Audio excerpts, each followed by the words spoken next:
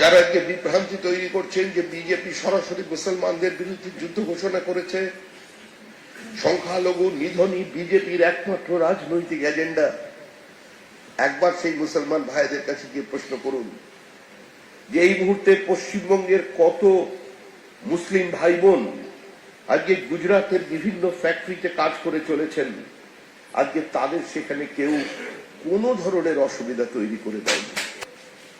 Mid day মিলের টাকাকে siphon of করে বকটুয়ে ওই মৃত পরিবারদের সাহায্য করা হলো।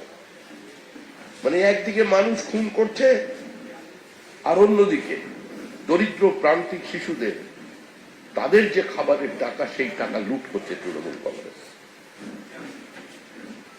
দুর্ভাগ্যের বিষয় হলো এটাই যে ধর্মের নামে আমাদের দেশ ভাগ হয়েছিল। কিছু মানুষ আওয়াজ তুলেছিলেন minority has a right to self determination, আত্মনিয়ন্ত্রণের অধিকার চাই। হিন্দু মুসলমান দুটি পৃথক জাতি একসঙ্গে বসবাস করতে পারে না, কিন্তু সমস্ত মুসলমান ভারত ছেড়ে চলে যায়নি। আপনারা তাদের বংশধর, আপনারা এখানে আছেন। যারা আজকে বিভ্রান্তি তৈরি করছেন যে বিজেপি সরাসরি মুসলমানদের বিরুদ্ধে যুদ্ধ ঘোষণা করেছে, সংখ্যালঘু নিধনই বিজেপির একমাত্র রাজনৈতিক এজেন্ডা, একবার সেই মুসলমান ভাইদের কাছে গিয়ে প্রশ্ন করুন যে এই মুহূর্তে পশ্চিমবঙ্গের কত মুসলিম ভাই বোন আজকে গুজরাটের বিভিন্ন ফ্যাক্টরিতে কাজ করে চলেছেন, আজকে তাদের সেখানে কেউ কোনো ধরনের অসুবিধা তৈরি করে দেয়নি।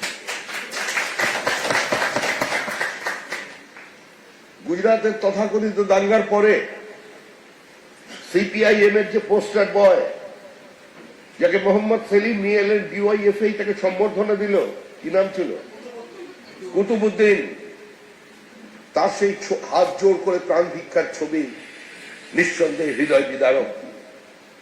এই ছবি অপ্রত্যাশিত হলে ভারতবর্ষের প্রত্যেকটি মানুষ বিশ্বাস করে এটা কাঙ্ক্ষিত নয়, এটা ভারতবর্ষের চেহারা নয়। তাকে আনা হলো, সুন্দরী চিত্র তারকা দিয়ে তার সম্বর্ধনা করা হলো। কোথায় এখন কুতুবুদ্দিন? কুতুবুদ্দিন বাংলায় নেই, কুতুবুদ্দিন ফিরে গেছে গুজরাটে। কুতুবুদ্দিন একজন বিজেপির কর্মী, মাসিক আয় 2 লক্ষ টাকার বেশি, কিছু বেশি ভোট পেয়ে। যদি কেউ মনে করেন যে আমাদের ভোট না দিলে শুধুমাত্র 28% মুসলিম ভোটে পশ্চিমবঙ্গের ক্ষমতার পরিবর্তন করা যাবে, তাহলে ভুল করছেন। এটা আপনাদের মানুষকে বোঝাতে হবে। একবার সংখ্যালঘু উপস্থিতি গিয়ে জিজ্ঞাসা করতে হবে যে গত 15 বছর আগে আপনারা কোথায় ছিলেন, আর 15 বছর মমতা বন্দ্যোপাধ্যায়ের এই শাসনের পর, এই ইমাম মুয়াজ্জিন ভাতার পর, এই মাদ্রাসায় অনুদানের পর আজকে আপনারা কি পেয়েছেন। যারা এখানে ন্যারেটিভ তৈরি করার চেষ্টা করছেন বিজেপি শাসিত রাজ্যে বাঙালি মুসলমানরা আক্রান্ত, আমি তাদের কয়েকটি ঘটনার কথা স্মরণ করিয়ে দিতে চাই। এবং শুধু আমি বলছি না, বিধানসভায় দাঁড়িয়ে আমাদের এখানের যিনি মুখ্য সচেতক আছেন শঙ্কর ঘোষ, তিনি সরাসরি প্রশ্ন তুলেছেন। আমি অল্প দিনের জন্য বসিরহাট দক্ষিণের বিধায়ক ছিলাম, সংখ্যালঘুর উপস্থিতি 41%। এখনো আমি বলছি, এই প্রবল রাজনৈতিক উত্তাপের মধ্যেও আমি একা যদি কোনো গাড়ি চেপে যাই, মালঞ্চ থেকে শুরু করে বসিরহাট দক্ষিণ পর্যন্ত যেখানে সংখ্যালঘু পাড়া আছে তারা আমায় দাঁড় করিয়ে চা খাওয়া।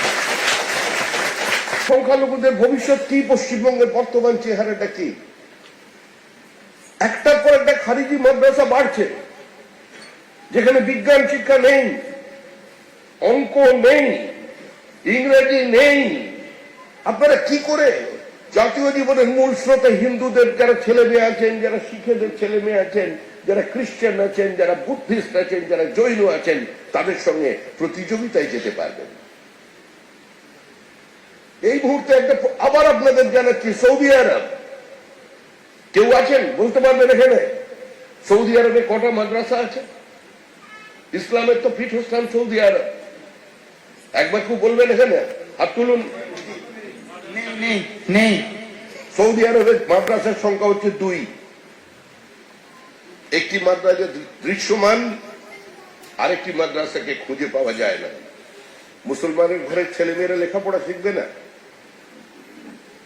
ববি হাকিমের মেয়েরা কোন স্কুলে পড়েছে?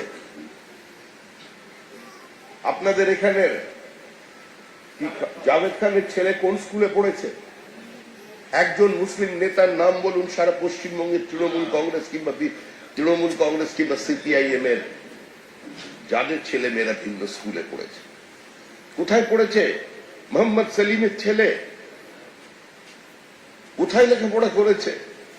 অর্থাৎ যারা নেতৃত্ব দেবেন তাদের ছেলে মেয়েরা ভালো স্কুলে পড়বেন, ভালো বিদ্যালয়ে যাবেন, আর যারা দরিদ্র মুসলমান আছে তাদের অগন্তি ছেলে মেয়ে হয়ে যাবে। তাদের সামনে দাঁড়িয়ে বোঝানো হবে যে আমরা সংখ্যা নিয়ে ভারতবর্ষ দখল করে দেবো, আজকে পড়াশুনোর কোনো দরকার নেই, তোমার মাদ্রাসায় গেলেই চলবে। বিজেপি এর বিরোধিতা করবে।